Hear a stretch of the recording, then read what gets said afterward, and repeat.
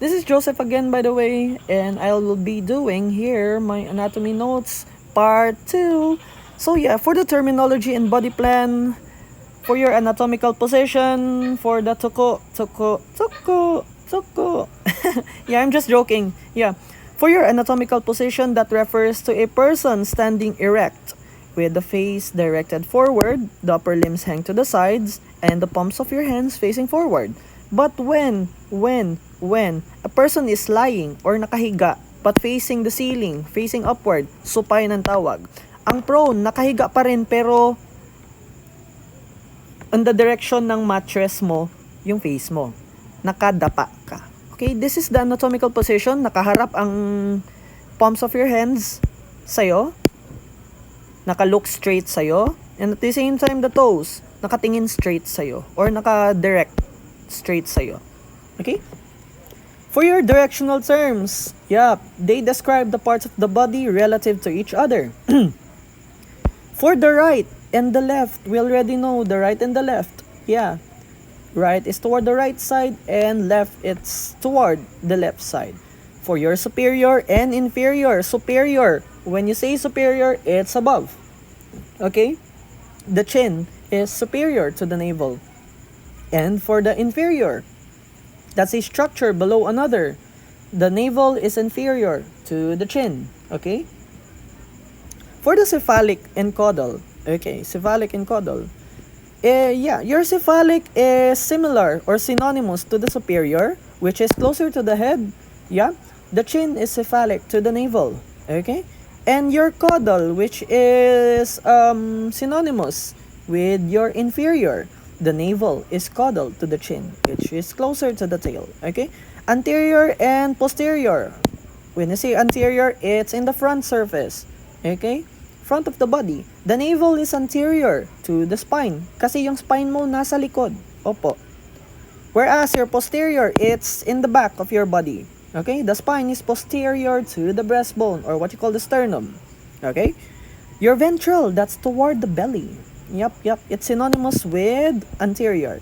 Okay? The navel is ventral to the spine. And whereas your dorsal, that's toward the back. And it's synonymous with posterior. Okay? The spine is dorsal to the breastbone, by the way. Yeah. So for your proximal, that's closer to the point of attachment. Okay? To the body than another structure.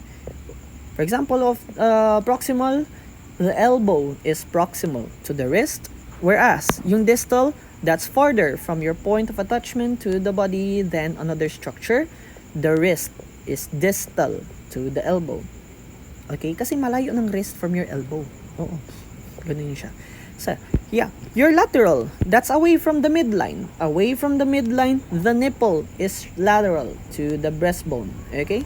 Your medial, that's toward the midline of the body. The nose is medial to the eye. Okay? So, for your superficial,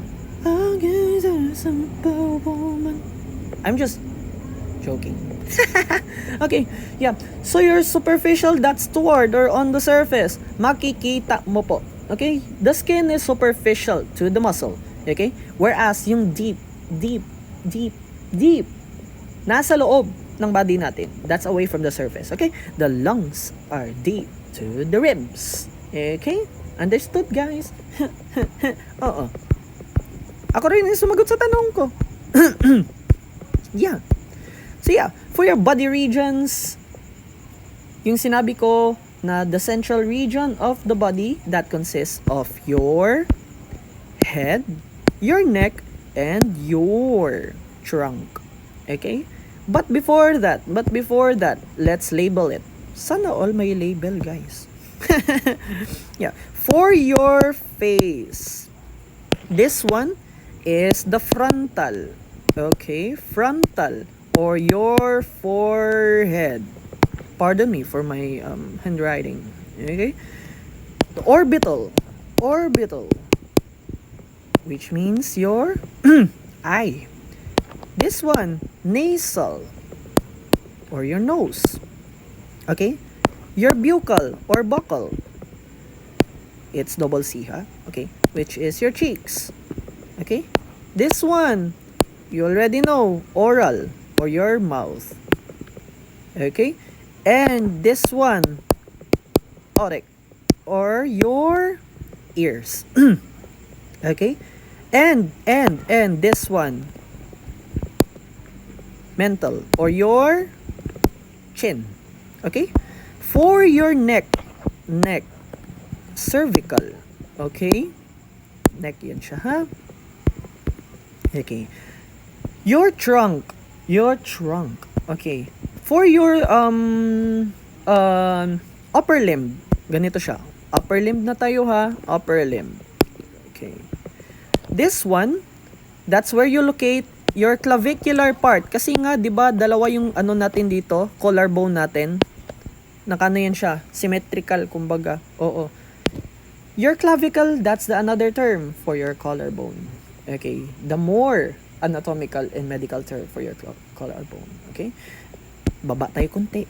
Oo. This one is the axillary, which is your armpit. Okay, your brachial, this is the part, brachial. Okay, which is your arm. This one is the antecubital, which is the front of your elbow. Pardon me for my writing. This one is the antebrachial, which is your forearm. Not apat na paa, ha, yung 4 na F-O-R-E ang spelling. Okay? And dito na tayo. This one is your wrist, or tawag natin dito is carpal. Okay? This one, your thumb. Another term for that, or the anatomical, kumbaga, na name is your pollex. Okay? This one, we already know, palmar, or your palms. Okay? This one is the digital, meaning the fingers. Pero pag itong tatlo pinagsama mo, that's the manual. Okay? Which is your hand. Understood? Okay guys, comments, mga naintindihan. Kahit ako hindi ko naintindihan din. Charis! Oo. This one, this is the pectoral part. Okay, pectoral meaning chest. Okay? For this one, this is the sternal. Okay, sternal, or your breastbone. Okay, did you know guys, your breastbone has 3 sections as what I've told you in the first part ng anatomy. Your manubrium dito, the sternum itself, and dito sa baba is the xiphoid process. Okay? For this one, the mammary, meaning breast. Okay? Baba muna tayo sa abdomen. Abdominal, or your abdomen. Umbilical, or your navel. Okay? Here's the thing. Okay? Opo. Yeah. Ganito siya guys. So, this one is your pelvic, or your pelvis. This is your groin, or your inguinal. Okay. And this one, where your genitals, or your genitals reside. Your pubic. Okay? For the lower limbs, guys, this is the coxal, which is your hips. Okay? The femoral meaning your thighs. Patellar, which is another term for your kneecaps, or your patella. Okay? Your crural, this one, or your legs. Okay? Here na tayo sa sa foot banda. Okay? Itong apat na ito, pedal ang tawag, which is your foot. Okay? Pero pag isa-isay natin to, dito banda is the talus, which is your ankle. The dorsum, that's the top of your foot. The hallux, which is your big toe. Kumbaga sa fingers pa, yung thumb. Okay? And same rin sa fingers, the other fingers, the digital, which is your toes. Okay? That's for the anterior one. But for your posterior meaning likod guys, ha? Likod. Okay? Okay, likod tayo guys. Okay, this is my own occipital guys. Occipital. That's the base of your skull. This is the back of your neck, which is your nutchal or knuckle, whatever the pronunciation is. Laban. And ayun, your cranial or your skull. Oo. Okay? Ganito siya. So yeah, this is your acromial. Acromial, which is the point of your shoulder. 'Di ba? 2 or 3 finger widths from your acromion process, doon ka mag-administer ng injection. Is it IM? Oo. I forgot. This is your olecranon. Olecranon. That's the point of your elbow, the back of your elbow. Okay? The dorsum. 'Di ba ito yung part na ginaganyan natin sa forehead ng ating mga loved ones na may fever, 'di ba? Ganito siya. Okay. The scapular. Dito siya banda. The shoulder blades. Okay? The vertebral or your spinal column. Your lumbar. Dito siya banda. Lumbar. Sacral. Between your hips. This one is your gluteal, which is your butt. Okay? Your ass. Wow. Char lang. Yeah. And your perineal. For your perineum. Yeah. Yep. So yeah, yung popliteal. That's the hollow part behind your knees, your sural, or your calf. Calf. Di ba pag umubo ka? Nag-joke ako guys. Paminaw ako ba? Char lang. This is your calcaneal part, which is your your heels. Your plantar, which is your sole. Plantar flexion. Oh. So yeah. And done na tayo for the terminology in the body plan. For here. So yeah, your planes are imaginary flat surfaces passing through the body. And yeah, your planes divides and sections the body. Ganito siya guys. For your sagittal, pag ganun ang hati guys, to equal right and left. And yung parasagittal, this is the pink one. Okay? So your frontal or your coronal plane, that divides the body into anterior and posterior halves. Dito ang hati sa gilid. Okay? Transverse, pag perpendicular siya with the hati mo, with the frontal. Oo. Another term for your transverse, your horizontal plane. It's parallel to the ground and divides the body into superior and inferior portions. Okay? And oblique guys, if other than 90 degree. Okay? So yeah, your subdivisions of the abdomen. Akala mo abdomen lang yan. Akala mo abs lang yan guys. Pero, there are a lot of organs that reside dyan sa iyong abdomen. Nandyan yung intestines mo. Nandyan yung stomach. Nandyan rin yung spleen mo, which is the cemetery of your red blood cells. Your liver. Your gallbladder. What else? You name it. Okay?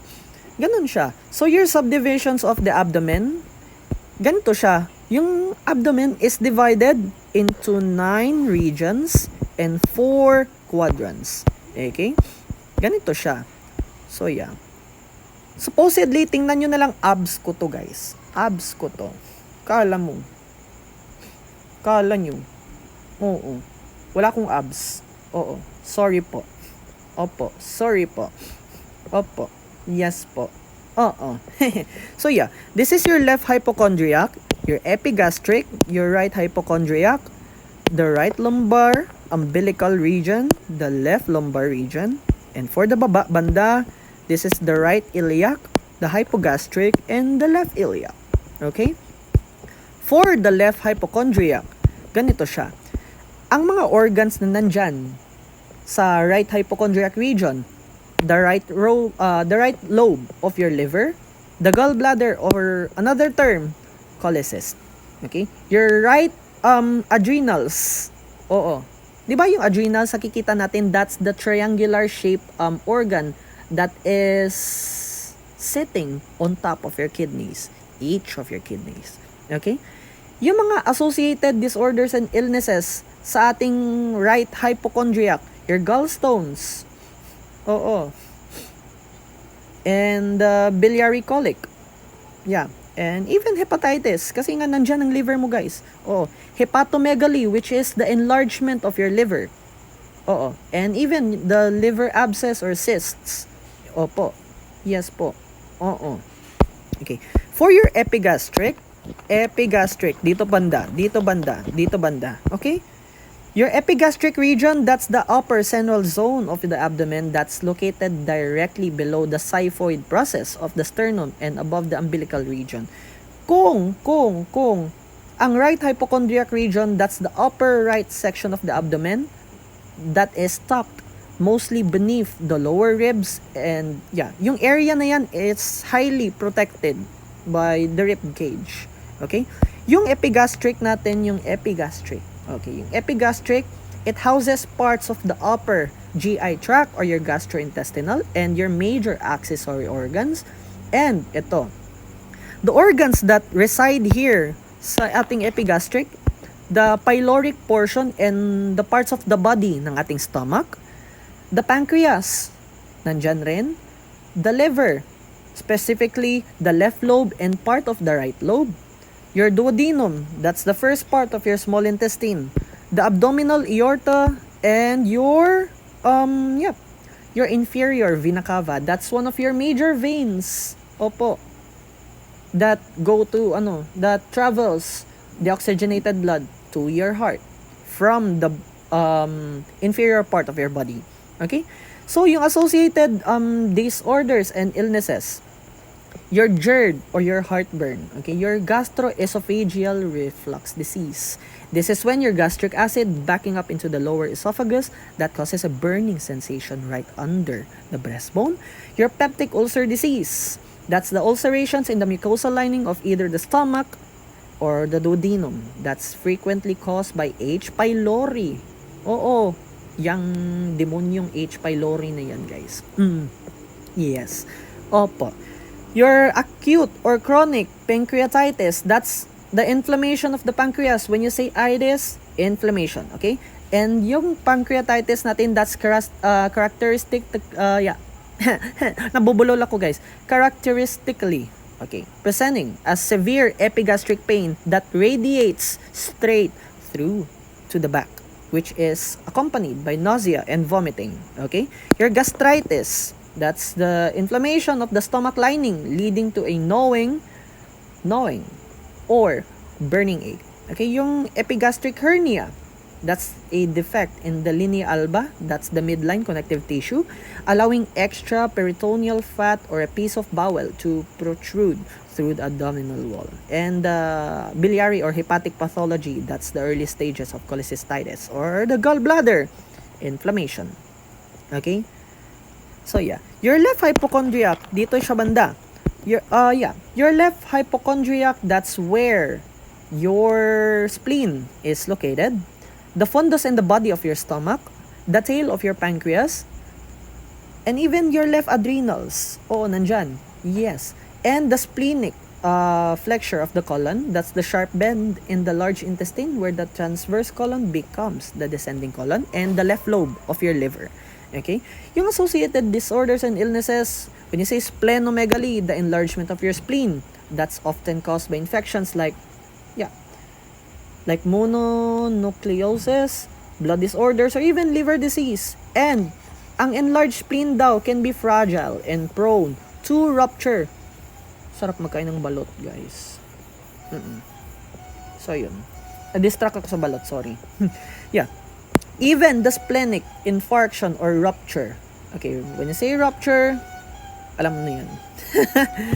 Gastric ulcer, that's an open sore in the lining of the upper stomach that can cause burning pain, especially when the stomach is empty or after eating. Pancreatitis, nandyan pa rin. Oo. Kidney stones or nephrolithiasis. Opo. Sure. Nephrolithiasis ang social name. Yeah. Stones in the upper left kidney or a kidney infection, what you call pyelonephritis, that can cause intense stabbing pain in the flank that reaches this region, and the splenic flexure syndrome, where your gas becomes trapped in the sharp bend of the colon, causing bloating and sharp discomfort that can sometimes mimic heart pain. Okay? For your right lumbar, ito yun siya guys, ito na part. For your right lumbar, that's where your ascending colon is located, the right kidney, the small intestine, most specifically the parts of your jejunum and your ileum, and the gallbladder, the lower edge. Okay? And another term for the right lumbar, that's the right flank, because it's located in the middle right section of the abdomen, lateral to the umbilical region, that's occupied by parts of the digestive and the urinary systems, and some of the disorders and illnesses na dyan. Your pyelonephritis, that's a type of urinary tract infection that has reached the kidney, and it's usually presents with flank pain, high fever, and chills.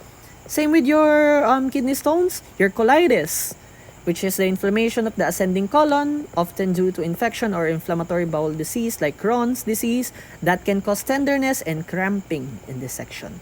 Your hydronephrosis, that's the swelling of the kidney due to a backup of urine that's caused by an obstruction in the urinary tract, and even the lumbar hernia. Yeah. Social, no? Kung sakit ka, anong tawag sa'yo? Char lang. Lumbar hernia. Char.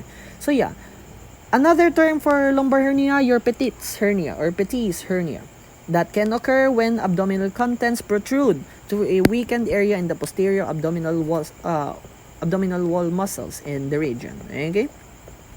So yeah, your umbilical, that's where your belly button is. Okay? It's the central focal zone of the abdomen that's surrounding the umbilicus or your belly button. Is flanked by the lumbar regions and sits directly between the epigastric and the hypogastric. And that area primarily houses the extensive networks of the small intestine and the major blood vessels that supplies your lower body. Okay, the small intestine, most specifically your three parts, nandyan yan. The mesenteric lymph nodes, nandyan rin yan. The abdominal aorta and the inferior vena cava, nandyan. Opo. Yes po. And some of the disorders and illnesses na makikita natin dyan is the umbilical hernia. That's where a part of the intestine or abdominal fat pushes through a weakness in the abdominal muscles near the belly button. And dito, yung early appendicitis natin, guys. Di ba? Usually sa right lower quadrant yan, di ba? Ang sakit niyan. Pero ang early signs is sa directly around the umbilicus mo siya mafe-feel due to the visceral nerve pathways. Okay? Tapos, ang pain niya, that's a vague, dull, and aching pain. Ganun yun siya.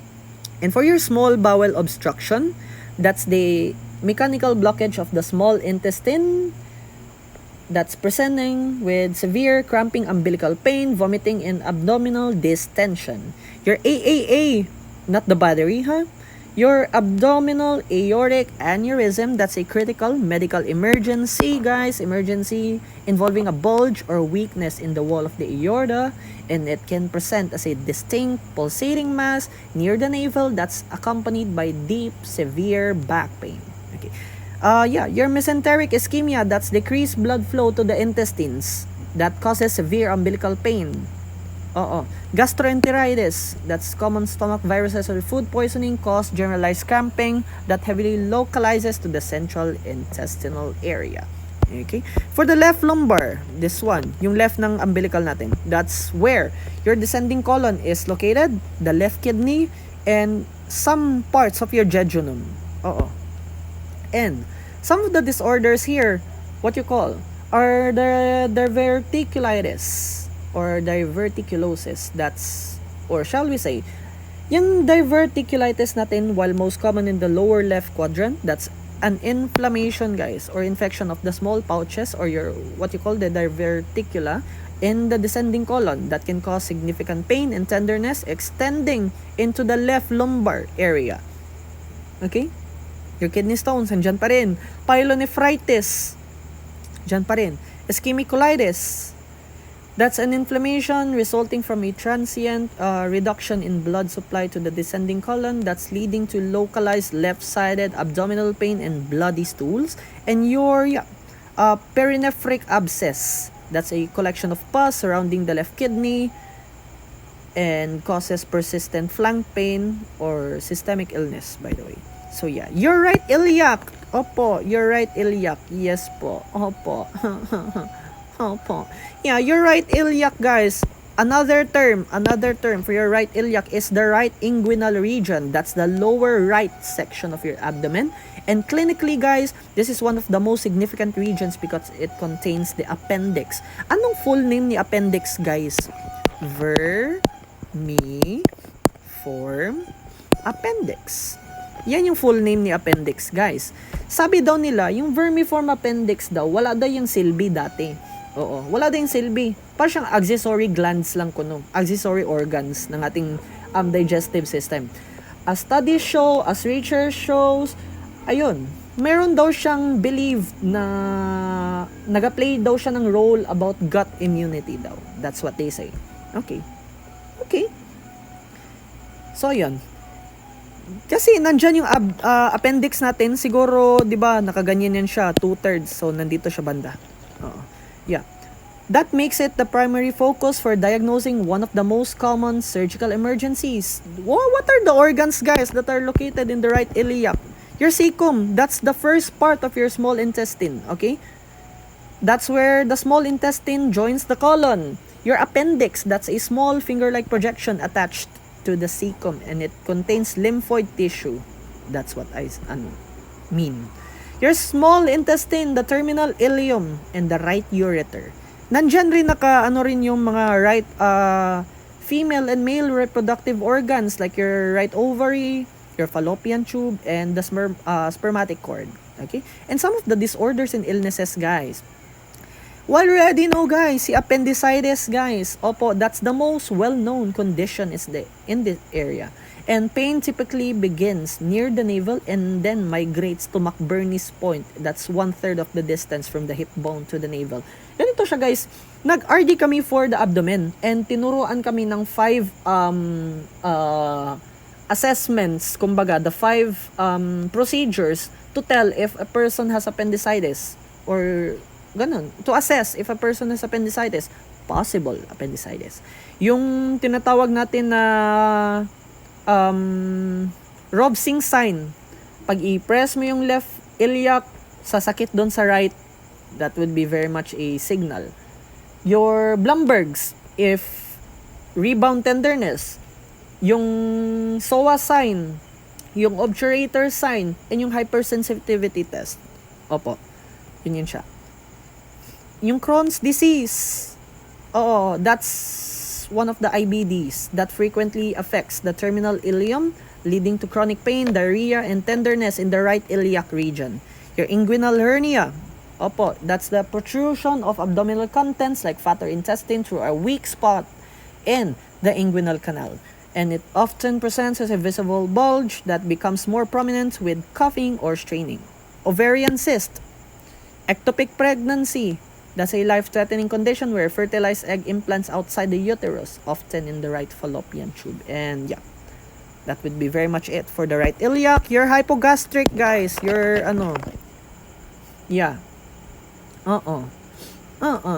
Yes. Oppo. Yeah. Your hypogastric, guys. That's where, or shall we say, that's where your urinary bladder, the sigmoid colon, that's the last part of your large intestine that leads into the rectum.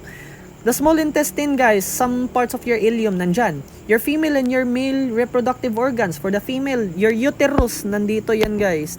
Parang siyang naka-V siya dyan.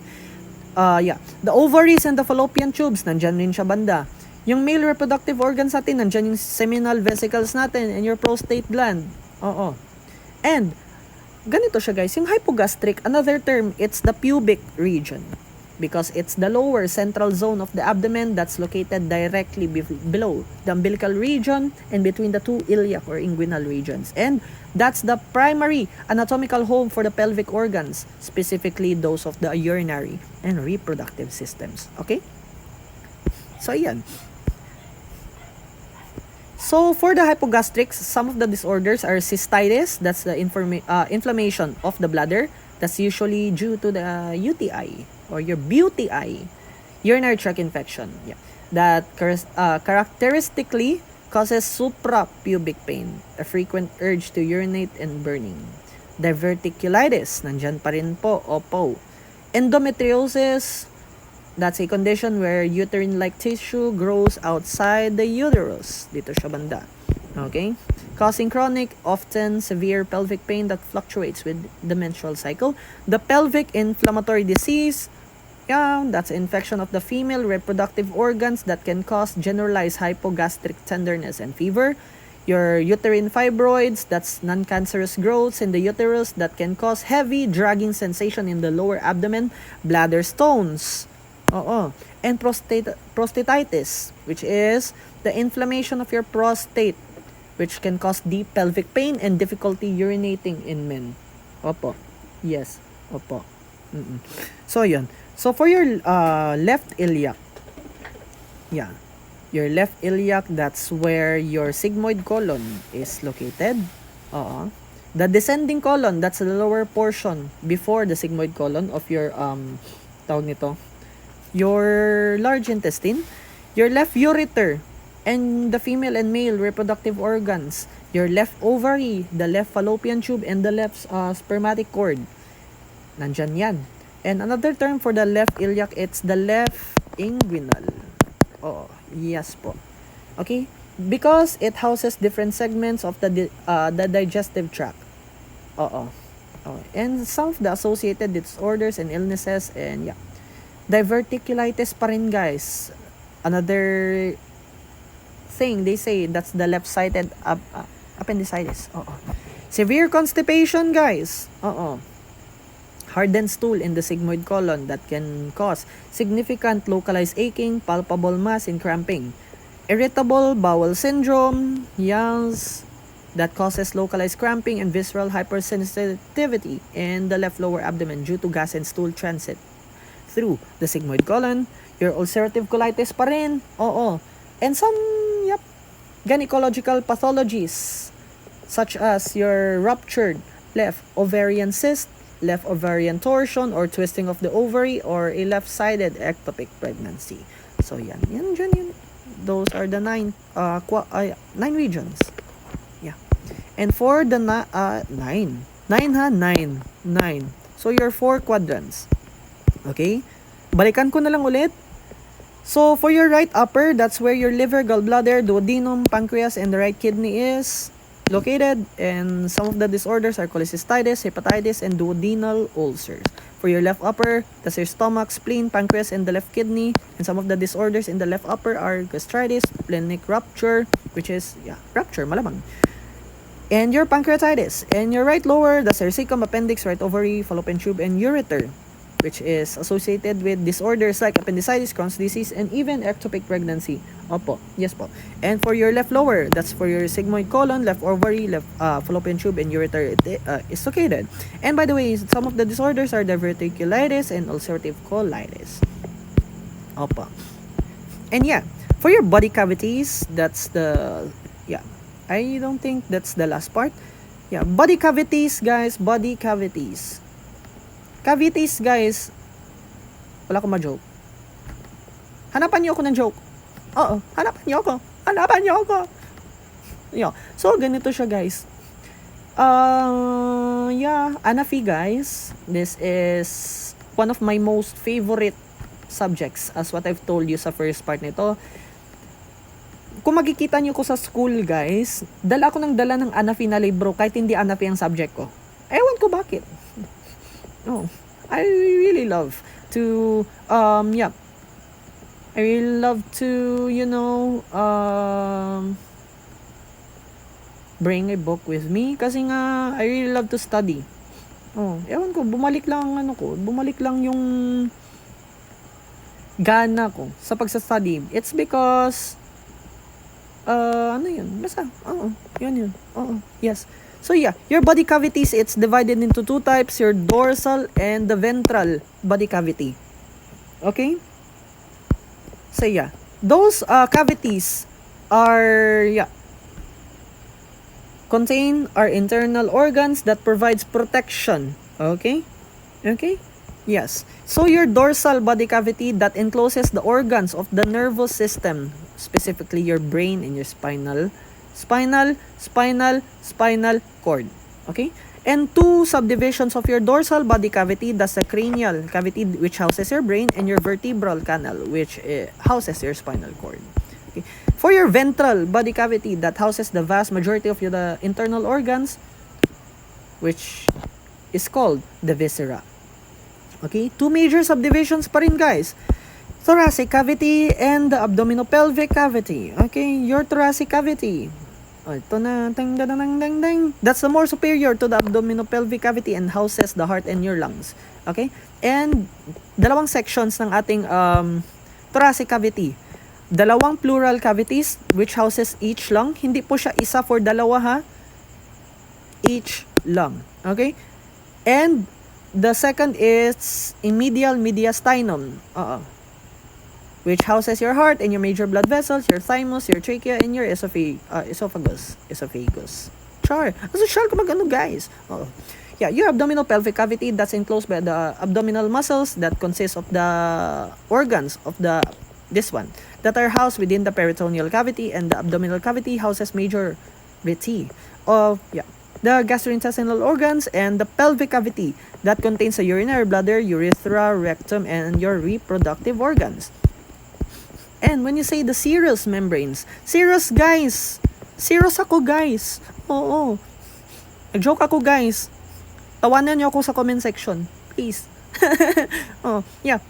Your serous membranes, those are double layered. Okay? And it's divided into two, guys. Parietal and visceral. When you say parietal, those are layers that line the walls of cavities, whereas the visceral serous membranes that covers your internal organs. Okay? So yeah, your thoracic cavity membranes. Yes. Yeah. Bakit nakalagay ako ng membranes dyan? Yes po. Opo. Yeah. Yeah.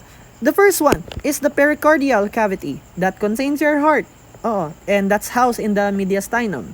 And the parietal serous membrane, that's called your parietal pericardium. And the visceral serous membrane, that's your visceral pericardium. And that's filled with your pericardial fluid. Okay? Your pleural cavities, not the plural na SNES, ha, sa grammar.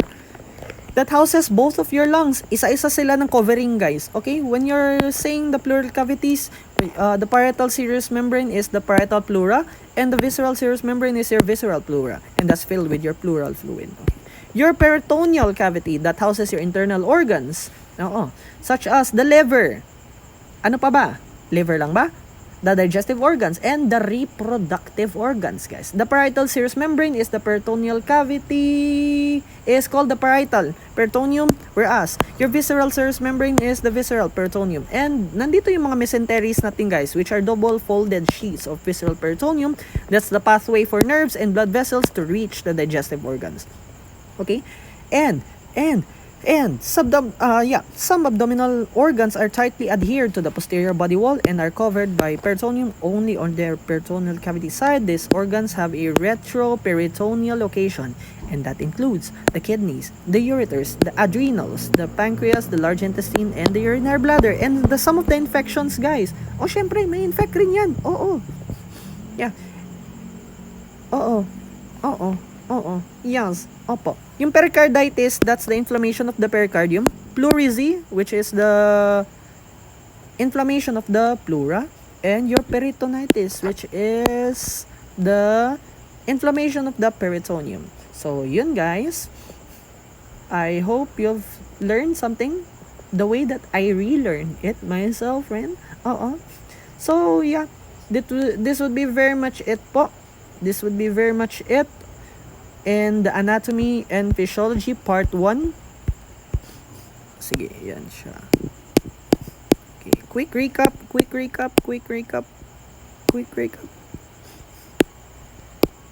This is not it. Okay. Ang OA ko, guys.